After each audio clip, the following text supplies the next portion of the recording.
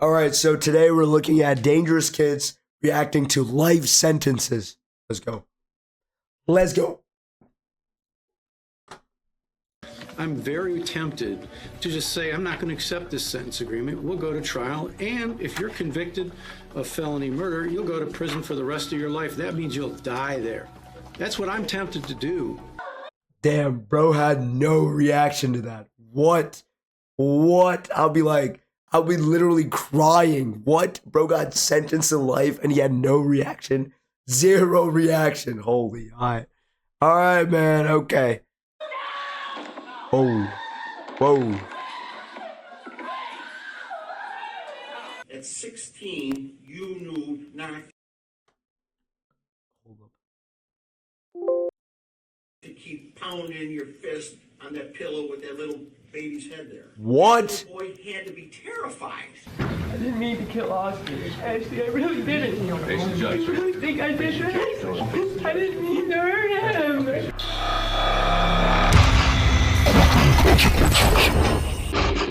14-year-old Philip Chisholm. He is pure evil, and evil can never be rehabilitated. What? You must imprison this killer for the rest of his life. A ninth grader who's in court for murdering his... What? Ninth grader? Holy. Bro, when I was in ninth grade, it was COVID. So I didn't even do anything. Oh my gosh. Ninth grader killing someone? His 24-year-old school math teacher, Colleen Ritzer. Bro has ops. His math teacher is bro's ops. Oh my gosh, bro. Are you serious right now? What are you doing with your life, man? On October 22nd, 2013, Colleen was known for her dedication to her students, and on that fateful day, she had asked Chisholm to stay after school for additional lessons. Little did she know that her kindness would lead to a horrific end. Chisholm came prepared with a knife, a change of clothes, and gloves. He followed her into a restroom where he took her life. His brutality didn't stop there. He robbed, assaulted, and abused her. Afterward, he disposed of her lifeless body by placing it in a garbage bin and dragging it. Bro, she was just trying to help you get better grades, and you're gonna kill her because she was trying to help you get better grades to change your F to a D or something. What? You would kill her? Oh my gosh, bro killed his math teacher for a bad grade. Holy crap, that's kind of insane. That's insane. Behind the school. In a futile attempt to cover up his crimes, bro, Chisholm went into town and used Ritzard's credit card to buy a movie ticket. However, he was traced down and arrested by the police the next morning. Bro. He still had Colleen's blood on his hands. While the magnitude of Chisholm's crimes... Bro, this guy looks like he would be good at math. What happened? Yo, he looks like a straight up nerd, man. How is he bad at math? Yo, what? Is daunting. His courtroom behavior will leave you in disbelief. Philip Chisholm faced multiple charges, including murder, aggravated rape, and armed robbery. Throughout the court proceedings, Chisholm displayed a shocking lack of remorse, even as the victim's father read his statement. Cold-hearted killer. Exactly what he was doing, and has never shown remorse. His demeanor and actions demonstrated a complete disregard for the gravity of his crimes and the immeasurable pain he had inflicted on Colleen Ritzer's family, even in the face of a touching tribute by Colleen's brother. Put this animal behind bars to the maximum possible sentence.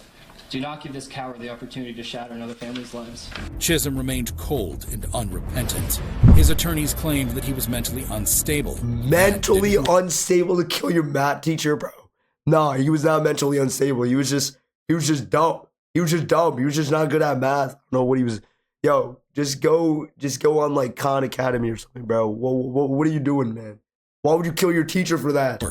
In February 2016, court will impose the mandatory life sentence for the murder of Colleen Ritzer and set a parole eligibility date of 25 years, zero parole. The highest level our law allows. However, while Chisholm's reaction could certainly be dismissed as an effect of a mental illness, the same can't be said for the case of 19-year-old Brandon Spencer, who allegedly started shooting at a crowded Halloween party on the campus of the University of Southern California in Los Angeles. What? 4 individuals were injured in the shooting, but fortunately, there were no fatalities. That if you are so intent on killing someone that you're willing to shoot them and at the same time opened fire into a crowd. Following the shooting, Spencer was detained by the Los Angeles Police Department for questioning. A couple of days later, he was charged with 4 counts of attempted murder. The prosecution argued during the trial that the shooting was the result of an ongoing feud between Spencer and a rival gang member. Bro, they got gang wars at a Halloween party. Gang wars at a Halloween party. Are you serious? What? Bro, you can be having gang wars on the streets, bro. Why a Halloween party? What are you doing, man? Everyone's just trying to have a nice time, you know, dress up as, you know, a skibbity toilet or whatever. And then this guy comes in and then goes pop, pop, pop, pop, pop. Like, man, bro, chillax, dude. Noting that Spencer himself was a documented and well-known gang member. Yeah. I'm not a bad person, but I made mistakes. But I'm not just some gangbanger that she tried to portray me as.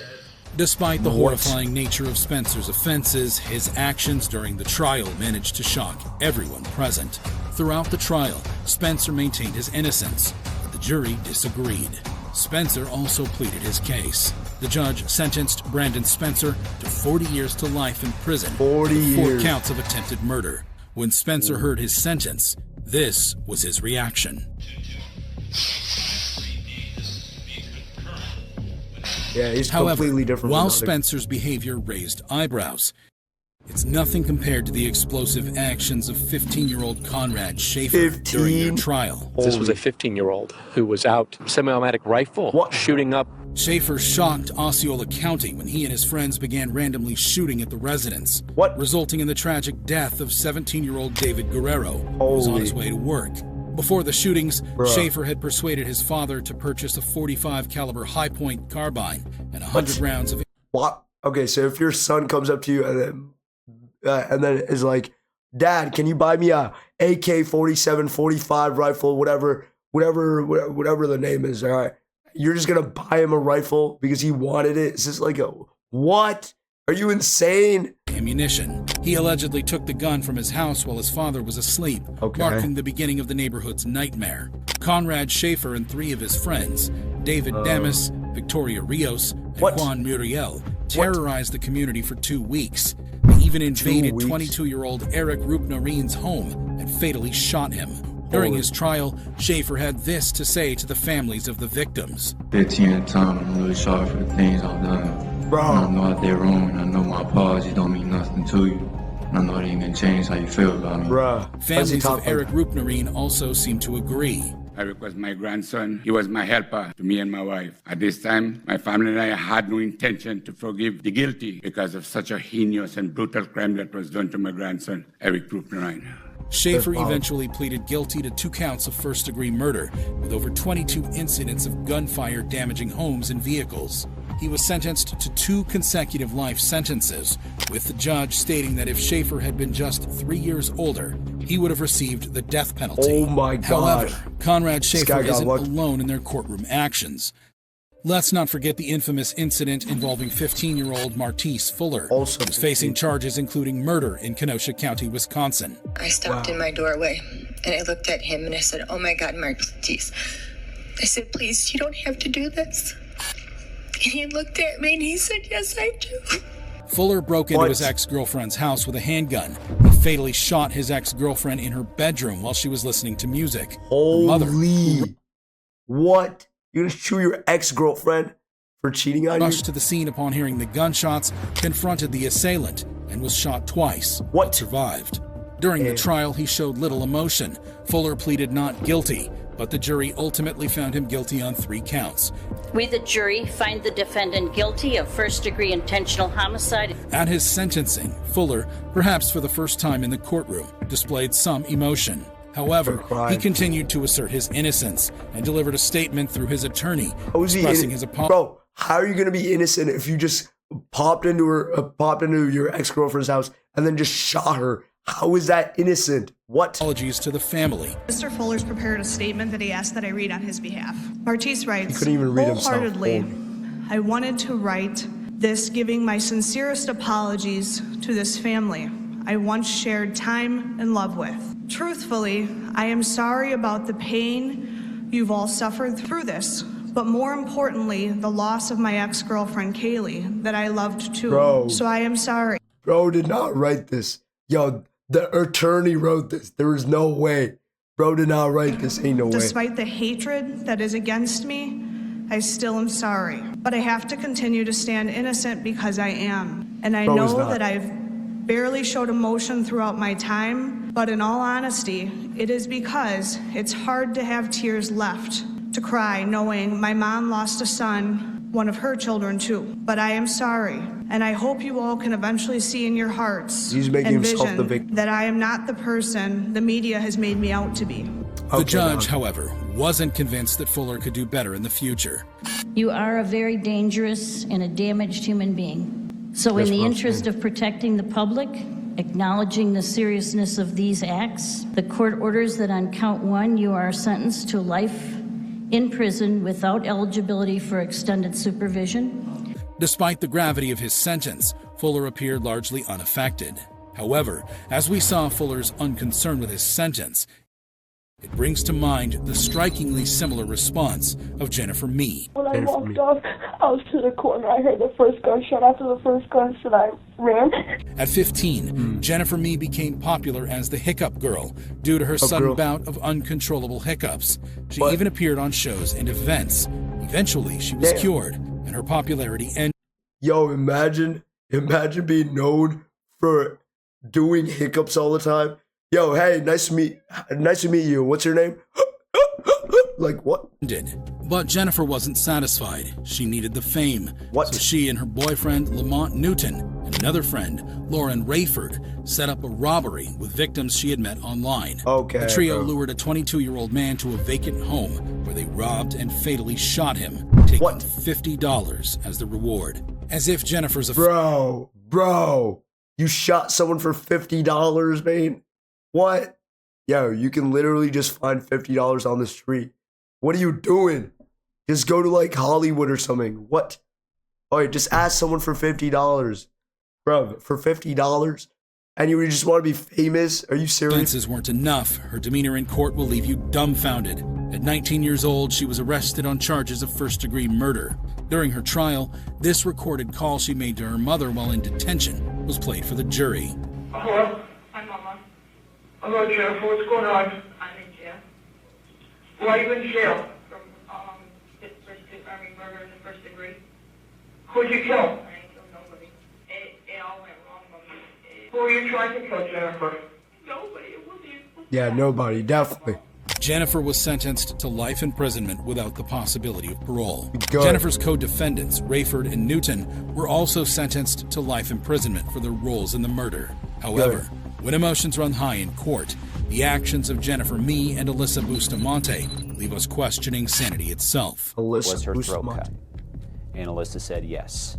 And that's when the grandmother broke down and began crying. Alyssa Bustamante was a troubled 15-year-old girl who lived with her grandparents and siblings in St. Martins, Missouri. On October 21st, 2009, Bustamante lured her 9-year-old neighbor, Elizabeth Olton, into the woods behind her house. She strangled, stabbed, and slit the throat of the innocent girl, then buried her in a pre-dug grave. I just wonder what it would be like just to kill someone. What? What? Wait, what? So you just wanted to know what? Wait, what? You just felt like, oh, yo, let me just find out what it feels like to get kill someone. You just kill someone? Are you serious? What? Are you okay? Yo, this person might be mentally insane. That's actually insane. Mentally insane. Strain out of someone, I wonder. What? She then went to a church dance as if nothing had happened. If you thought Bustamante's crimes were reprehensible, brace yourself for her shocking conduct during the proceedings. Police found Olton's body 2 days later after Bustamante confessed to the murder. She was arrested and charged with first-degree murder and armed criminal action. She pleaded guilty to a reduced charge of second-degree murder in exchange for avoiding a trial and a possible life sentence without parole. At her sentencing hearing, Bustamante apologized to Olson's family and said she regretted her actions. However, the judge was not moved by her remorse and sentenced her to life in prison with the possibility of parole after 35 years. She will be eligible for release in 2054, when she will be 60 years old. However, let's compare the jaw-dropping reaction of Bustamante 60 to the astonishing behavior of 19-year-old Nicholas Cruz. Look at this guy, bro. My name is Nick, and I'm going to be the next school shooter of 2018. What? My goal is at least 20 people with an AR-15 and a couple tracer rounds. A gunman who carried out the deadliest high school shooting in... Bro got his own side quest. What? Yo, hey, yo, bro, this is insane. What? U.S. history. Cruz killed 17 people and wounded 17 others at Marjorie Stoneman Douglas High School in Parkland, Florida, on February 14th, 2018. Oh my God! Whoa. He used a semi-automatic rifle that he had legally purchased a year earlier.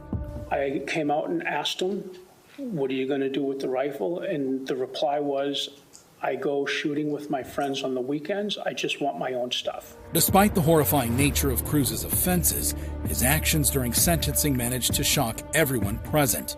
Cruz was arrested and charged with 17 counts of premeditated first-degree murder and 17 counts of attempted first-degree murder. He pleaded guilty to all the charges, admitting his responsibility for the massacre.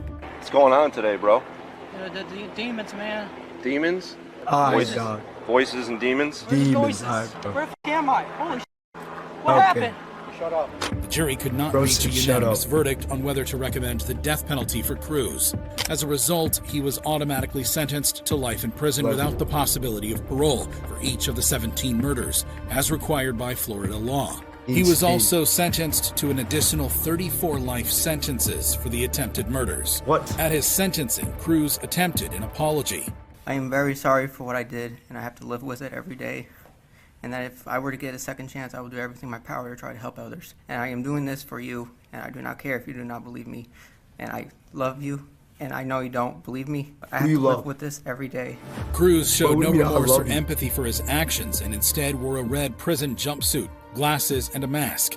He even laughed at one point during the proceedings. Cruz's lack of emotion and his escape from the death penalty outraged and disappointed many of the victims' relatives who had hoped for a different outcome. However, while it was clear that Cruz didn't care about the years he was going to spend in jail, his behavior in court was very different to that of 19-year-old Keandra Cook, a high school student who used a dating app to set up a robbery scheme with her boyfriend, Kendrick Bass. Cook lured Perry Nida, a Palm Coast man, to a secluded spot in South Daytona, where Bass and others attacked him and his friend, Emmanuel Purcell. Wait, bro. So if this girl tells you to, hey, come to the back of the shed, you're going to actually go?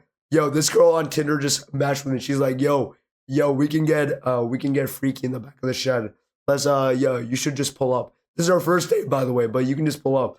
And then you're going to go. Bro, it sounds shady. What? How would you even, why would you never think that? That's so shady. Holy. Who had accompanied him. Bass shot Purcell in the chest, but luckily he survived. However, what Cook did in the courtroom was even crazier. Cook was arrested and charged with principal to carjacking with a deadly weapon and principal to aggravated battery with a deadly weapon. Guilty of all three charges, sentence you to 20 years in state prison.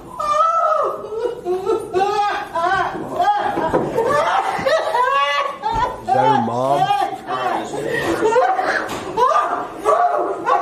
Cook was later allowed to withdraw her plea and cooperate with the state to testify against Bass, who was also charged with attempted murder.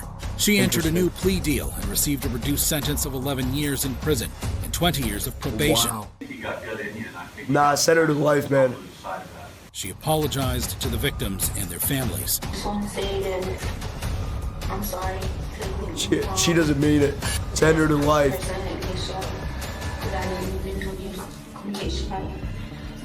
My boyfriend and his friends get me to do this. However, this wasn't the only time a convict freaked out during their sentencing. Take, for example, the case of 18-year-old Donta Wright, a teenager who was involved in the murder of Jordan Klee, a high school student and athlete in Ann Arbor, Michigan. Wright and two other youths planned to rob Klee of his drugs, clothes, and shoes, but Klee fought back. Wright then shot him in the back of the head, killing him instantly. Just when you thought Wright couldn't sink any lower, his behavior in the courtroom will leave you stunned. What is this guy doing? Wright was arrested and charged with felony murder, armed robbery, conspiracy to commit armed robbery, and felony firearm possession. The family of the victim read a very emotional victim impact statement. But this is how serious Wright felt about their pain. Bro, why is he just rubbing his hands, bro? What are you doing, bro? Murder my son was worth the next at least 52 Bro, years why is he doing like the Duke Dennis, bro? No one's finding you cute, man. No one's finding you cute. You're chopped. When he was called to address the court, Wright shocked everyone. I'll tell y'all, I'll be home soon, or I'll be Keon. I love my family. That's all you got to say. Okay. Wright showed no remorse or empathy for his actions. His attitude in court shocked and angered the judge and the victim's family. The judge reserved some choice words for him. I'm very tempted to just say I'm not going to accept this sentence agreement. We'll go to trial, and if you're convicted of felony murder, you'll go to prison for the rest of your life. That means you'll die there. That's what I'm tempted to do. Wright was eventually sentenced to 25 to 52 years in prison for his role in the murder.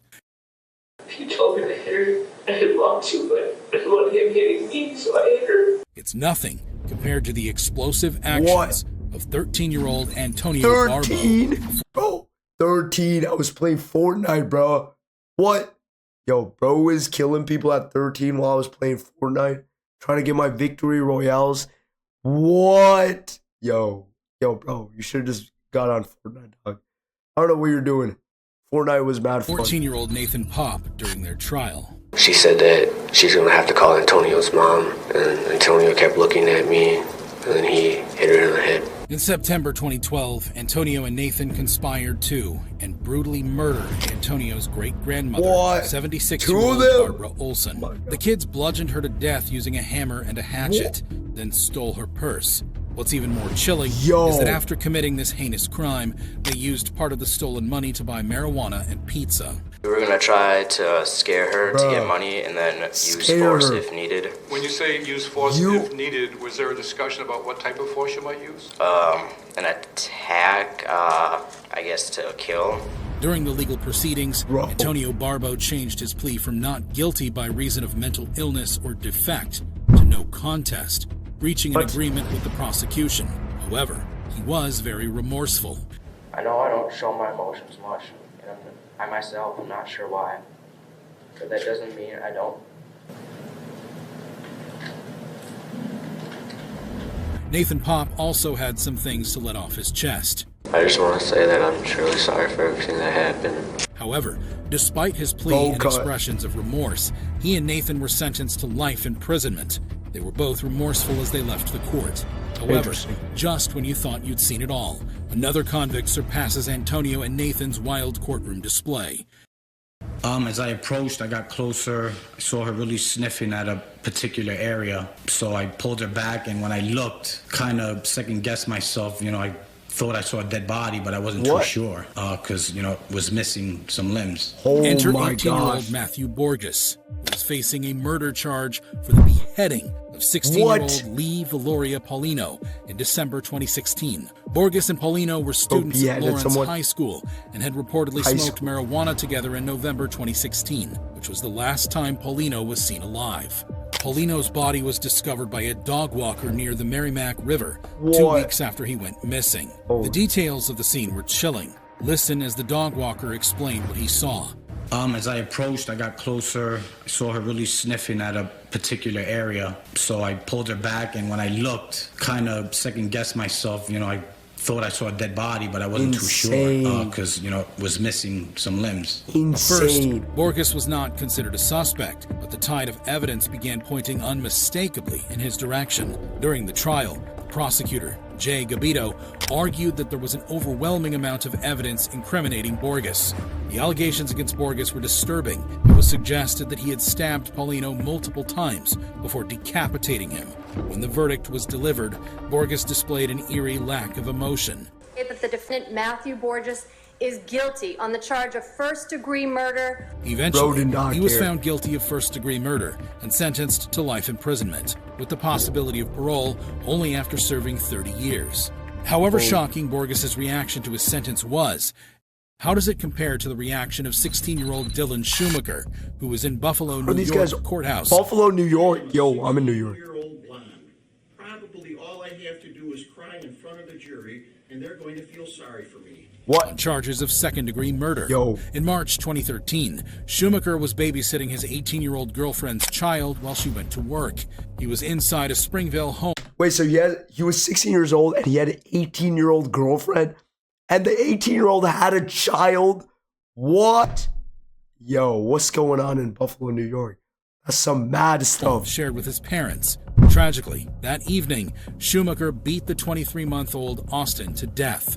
Following this horrifying incident, Schumacher was arrested and charged with the murder of the toddler, along with child abuse charges.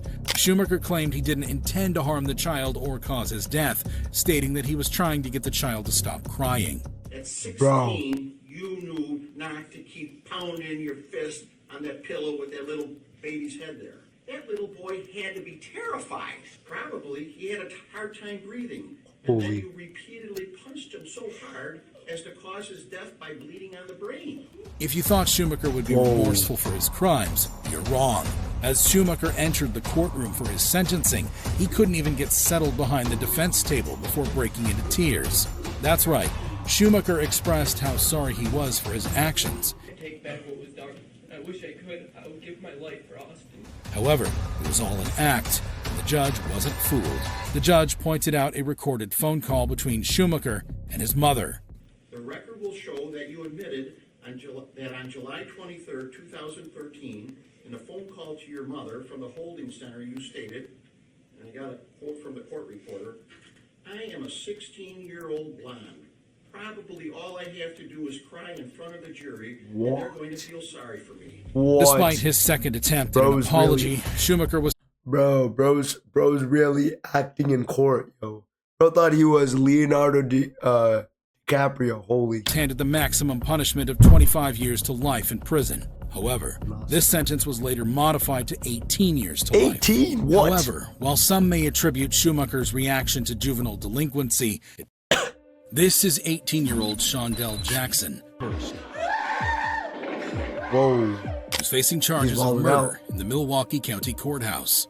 Jackson and his friend were out to rob when they crossed paths with 21-year-old Nathan Potter, a University of Wisconsin-Milwaukee college student, heading to his apartment. The friends approached Potter, demanding money, but Potter was only a student and had no money. When Jackson realized Potter had no cash to offer, he shot him, killing him.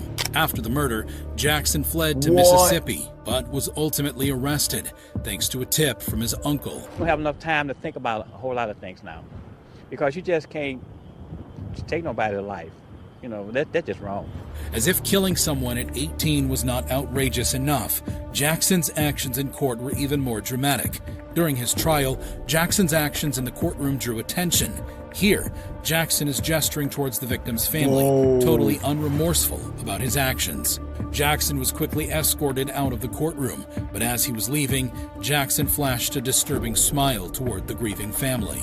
Now, at his sentencing, Jackson's mother had an opportunity to address the court. When I saw it on the news, I even cried. I'm like, oh my God, I can't imagine what that mother is going through.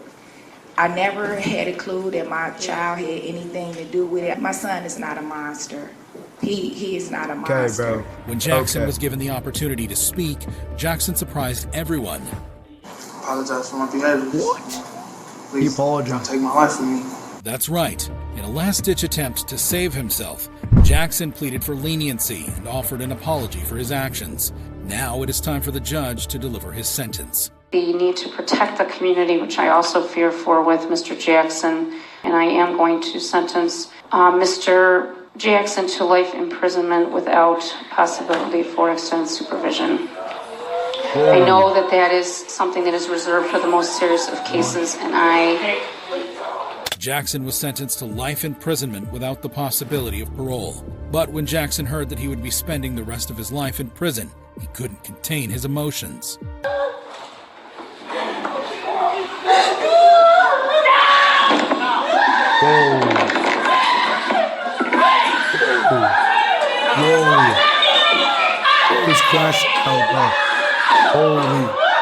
Deputies had to intervene, restraining Jackson as his anger flared. Watch again. Jackson pushed this cop over. Fortunately, this cop was able to wrestle him to the ground, while this officer here unbuckled his pepper spray and put it to work. Amidst the You wouldn't chaos, defend her. a member of Jackson's family has a shocking remark for the Potter family. Eventually, Jackson was let out of the court to spend the rest of his life behind bars. And But they're Nathan holding Potter's his parents hair. had a few things to say. Our little girl was afraid. She was afraid that he was going to try and kill one of us. I hope that as he spends the rest of his life in jail. Jackson's friend and accomplice pleaded guilty to acting as the lookout in the crime and received Why a is he in a 12-year wheelchair? sentence. Despite the terrible behavior of Shondell's family in court, the uncle who tipped off the police maintained his stance despite threats. However, this wasn't the only time a convicted kid freaked out during his sentencing. Your son is the victim and the killer is your granddaughter. Can you talk about that? What? She's not my granddaughter. Take, for example, the case of 16-year-old Sierra Halseth and 18-year-old Aaron Guerrero. Where did the evil come that was bred into a soul that murders their own father? Who were facing multiple charges, including murder with a deadly weapon, arson, robbery with a deadly weapon, conspiracy to conduct robbery, and multiple counts of fraudulent use of credit or debit cards at the Regional Justice Center in Las Vegas. The teenage couple murdered Sierra's father, 45-year-old Daniel Halseth. They stabbed him over 60 times and attempted to burn his body and house. Then they took his debit card and fled to Salt Lake City, indulged themselves, and opened a YouTube channel where they callously shared information like this. Day 3 after murdering somebody. Whoa! Don't put that on camera. The teenagers dated in 2020, but their parents did not approve of the relationship, forcing them to end it. On April 9th, Wait, so your dad said, nah, you can't date this dude. He looks kind of chopped. He looks kind of chopped. So you're just going to kill your dad? Are you serious? 21. Daniel's lifeless body was discovered in the garage of his Las Vegas home. Insane. The teenagers were subsequently apprehended in Salt Lake City. Throughout the court proceedings, the behavior of Sierra was starkly different from that of Aaron. Aaron Guerrero seems to be emotionally breaking down. When he was allowed to speak, he had this to say. I ask for forgiveness as I get sentenced today, and I hope it brings you a little peace. Meanwhile, Sierra Halseth appeared disinterested, bored, and detached from the gravity of the situation. She claimed that her father had physically and sexually abused her. He locks me in place and starts pushing me and hitting me around. Eventually, they were both found guilty by District Judge Chiara Jones. 55 days credit for time served. That is a total aggregate sentence of life in the Nevada Department of Corrections with the possibility of parole up to 22 years of good service. And ordered to pay $5,000 in restitution. For Sierra's grandmother, a lot has changed. You're in a tough spot because your son is the victim and the killer is your granddaughter. Can you talk about that? If you thought these reactions were shocking, you'd be amazed at this video, the top 5 biggest judge explosions of all time. Well, you know, those people deserve to be in jail for life, and even worse. Hope even worse happens for them for doing this heinous crimes. Rest in peace to the victims. I'm gonna see everyone. Peace.